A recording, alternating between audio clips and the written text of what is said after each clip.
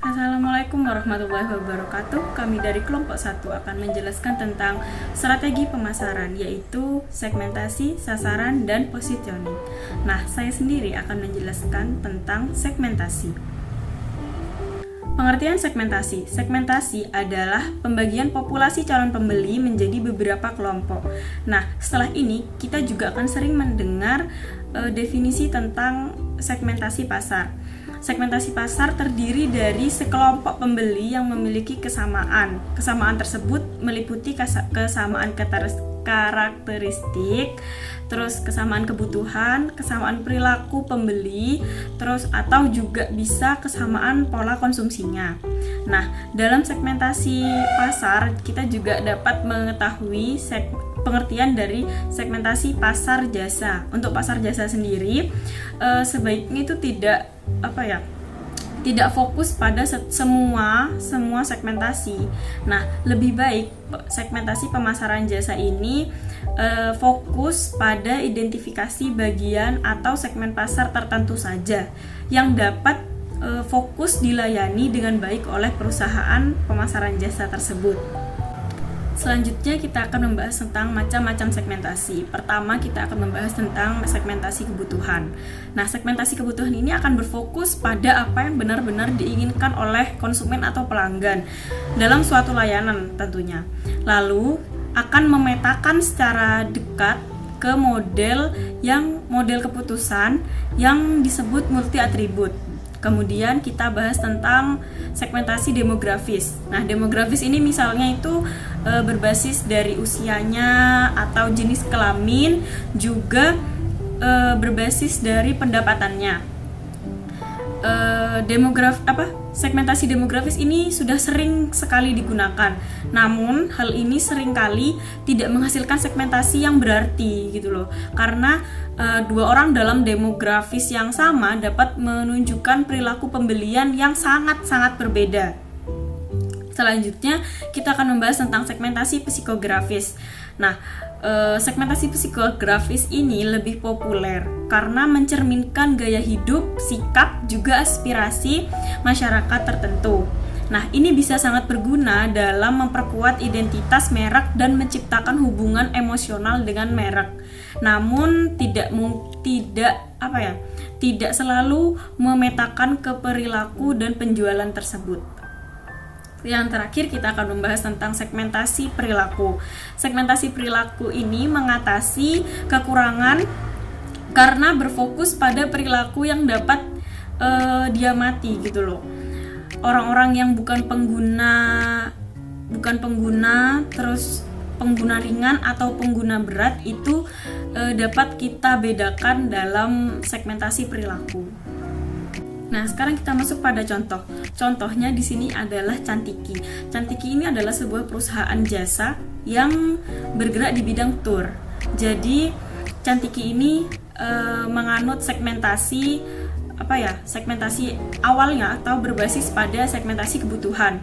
Kemudian menyelaraskannya dengan segmentasi demografis. Nah, ini bisa dilakukan untuk untuk perusahaan-perusahaan yang bergerak pada bidang jasa. Nah, kenapa kita ambil Cantiki? Nah, dari Cantiki ini sendiri kita dapat mengetahui bahwa dua segmentasi itu bisa dilakukan bersama atau bisa digunakan bersamaan dalam satu perusahaan.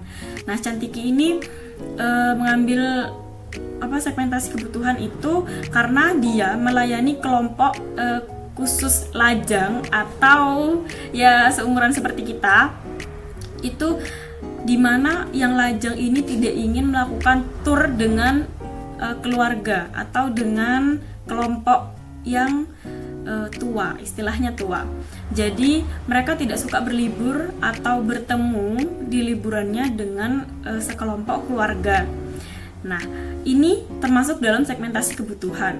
Nah, setelah itu Cantiki juga menggabungkan dengan segmentasi demografis, yaitu jadi Cantiki ini lebih fokus pada target yang usianya antara 15 sampai 35 tahun. Nah, paket liburannya pun ditujukan untuk anak muda setelah pelanggan pelanggan muda atau pelanggan yang lajang yang seperti saya bilang tadi itu yang kebutuhannya sama. Jadi oleh Cantika ini kebutuhannya dikelompok-kelompokkan seperti itu. Ada juga mereka juga memikirkan variabel-variabel yang lain seperti variabel demografis, geografis, psikografis dan perilaku yang dapat digunakan untuk mendeskripsikan mereka.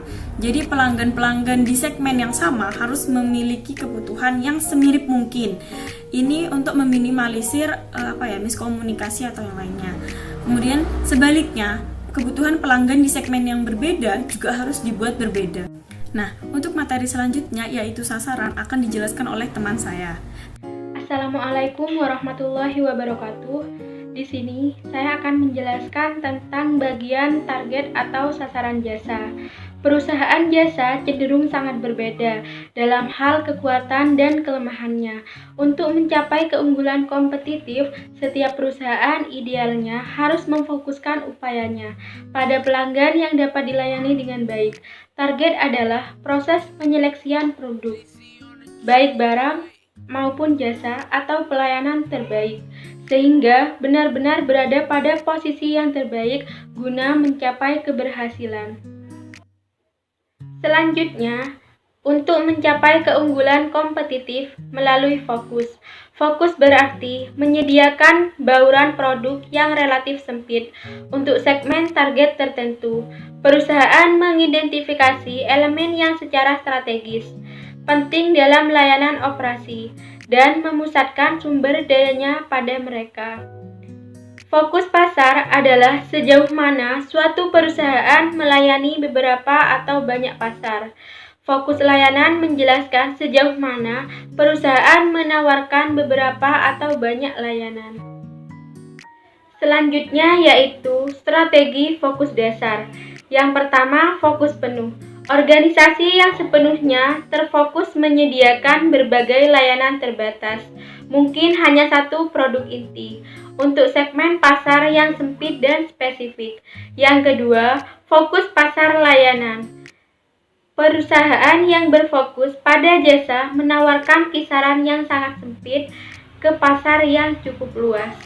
Yang ketiga, tidak fokus. Banyak penyedia layanan masuk dalam kategori tidak fokus karena mereka mencoba melayani pasar yang luas dan menyediakan berbagai layanan. Yang terakhir, fokus pasar.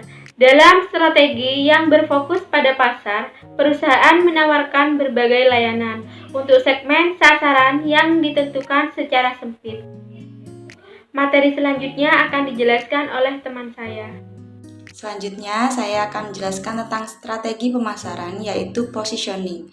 Positioning adalah tindakan perusahaan untuk merancang produk dan bauran pemasaran agar dapat tercipta kesan tertentu di ingatan konsumen, sehingga konsumen memahami dan menghargai apa yang dilakukan perusahaan dalam kaitannya dengan para pesaingnya.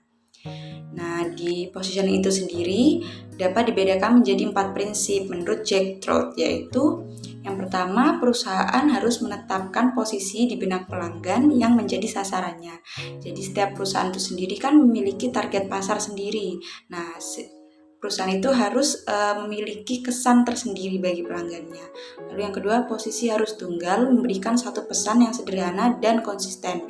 Setelah tadi perusahaan memiliki kesan di benak pelanggannya, perusahaan harus bisa mempertahankan dan konsisten terhadap kesan tersebut sehingga nantinya pelanggan dapat percaya kepada perusahaan. Lalu yang ketiga, posisi tersebut harus membedakan perusahaan dari para pesaingnya. Jadi perusahaan itu harus sadar bahwa perusahaan memiliki banyak sekali pesaing lain dan harus memiliki satu perbedaan untuk dapat lebih unggul dan menjadi perbedaan itu sendiri. Keempat, perusahaan tidak bisa menjadi segalanya bagi semua orang. Perusahaan harus memfokuskan usahanya. Setelah tadi, perusahaan dapat mengetahui keunggulannya atau perbedaannya dari para pesaingnya. Perusahaan itu harus bisa fokus pada keunggulannya itu sendiri. Lalu selanjutnya ada peta pemposisian. Peta pemposisian itu berarti membuat gambar yang mencerminkan bagaimana produk atau jasa di mata konsumen setelah melakukan analisa terhadap konsumen. Langkah-langkah untuk membuat peta pemposisian itu ada yang pertama, memilih kriteria kunci yang secara efektif membedakan produk atau jasa.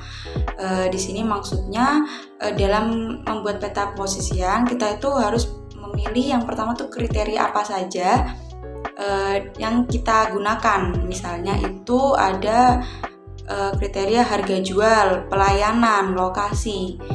Lalu yang kedua, membuat diagram 2 dimensi peta pemposisian dengan kriteria yang ditetapkan pada sumbu. Setelah tadi kita memilih kriteria apa saja yang kita gunakan, kita selanjutnya membuat diagram 2 dimensi peta pemposisian. Lalu selanjutnya menempatkan produk atau jasa pesaing dalam resultan matriks 4 kuadrat. Setelah tadi membuat diagram 2 dimensi peta pemposisian, lalu kita menempatkan para pesaing-pesaing kita di peta pemposisian. Nah, selanjutnya kita mengidentifikasi bidang-bidang dalam peta pemposisian tempat produk atau jasa paling dapat bersaing dalam pasar sasaran tertentu. Setelah tadi kita menempatkan para pesaing kita pada peta pemposisian itu sesuai dengan kriterianya, itu kita bisa mengidentifikasikan di mana tempat kita dengan pesaing-pesaing kita. Di sana kita bisa melihat misalnya ternyata kita tuh lebih unggul di pelayanan daripada dengan pesaing kita yang ini seperti itu. Nah, setelah kita tahu di mana posisi kita dengan pesaing-pesaing kita terhadap pesaing-pesaing kita, di situ kita bisa melakukan evaluasi. Di situ kita bisa mendapatkan strategi selanjutnya yang harus kita lakukan agar demi memajukan perusahaan kita. Di sini saya akan memberikan contoh pengaplikasian peta positioning pada industri perhotelan. Bisnis perhotelan sangatlah kompetitif pada saat musim liburan. Konsumen akan menjadi sangat pemilih dengan banyaknya fasilitas yang disediakan dari banyaknya hotel yang berbeda. Kita ambil contoh dari sebuah hotel bintang 4 bernama The Palace yang dikelilingi oleh 8 hotel yang memiliki rating 4 dan 1 hotel bintang 5. Namun baru-baru ini akan ada 4 hotel pesaing yang akan didirikan.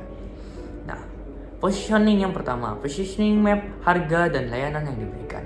Hotel yang menawarkan tingkat layanan yang lebih tinggi relatif lebih mahal. Pulau bars yang membentang dari kiri atas ke kanan bawah menyoroti hubungan ini, yang tidak mengherankan dan dapat diharapkan untuk terus-menerus secara diagonal untuk hotel bintang 3 dan dengan peringkat lebih rendah. Analisis lebih lanjut menunjukkan bahwa tampaknya ada 3 kelompok hotel dalam kategori pasar kelas atas. Di ujung atas ada Hotel Regency bintang 4 yang berada dekat dengan Hotel Grand bintang 5.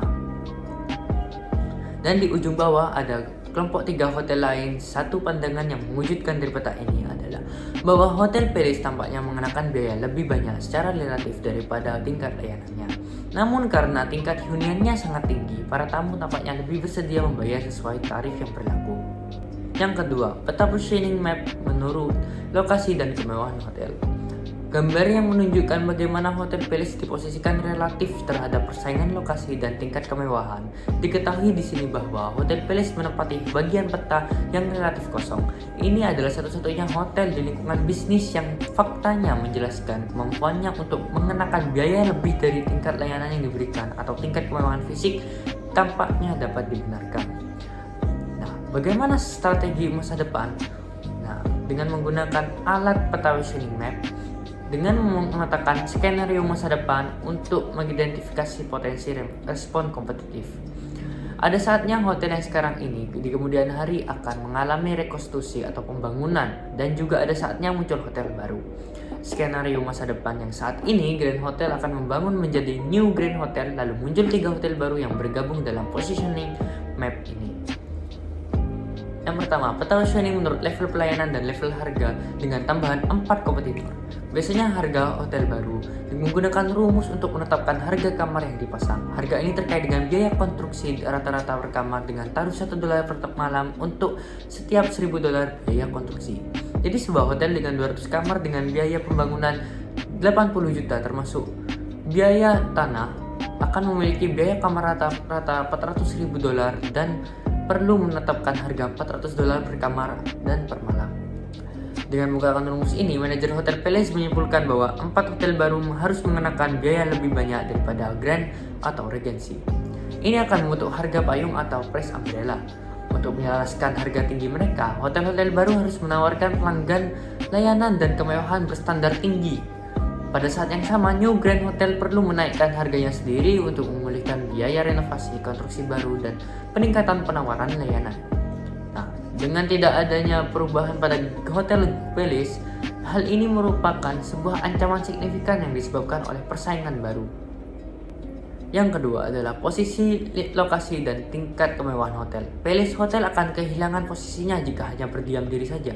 Palace Hotel harus menentukan antara bertindak atau tidak. Bertindak untuk meningkatkan kualitas dan kemewahan hotel atau hanya berdiam saja yang berdampak kalah dalam pemosian pasar. Padahal, staf perjualan percaya bahwa banyak pembisnis yang menjadi langganan Hotel Palace akan tertarik pada Hotel Continental dan Hotel Mandarin dan bersedia membayar harga yang lebih tinggi untuk mendapatkan manfaat superior yang ditawarkan. Dengan adanya positioning maka The Palace Hotel atau tim manajemen Palace Hotel dapat melihat bahwa hotel tidak dapat berharap untuk tetap berada di posisi pasar saat ini setelah kehilangan keunggulan lokasinya. Kecuali jika tim bergerak secara proaktif untuk meningkatkan tingkat layanan dan kemewahan fisik hotel. Sekian dari kelompok kami, terima kasih.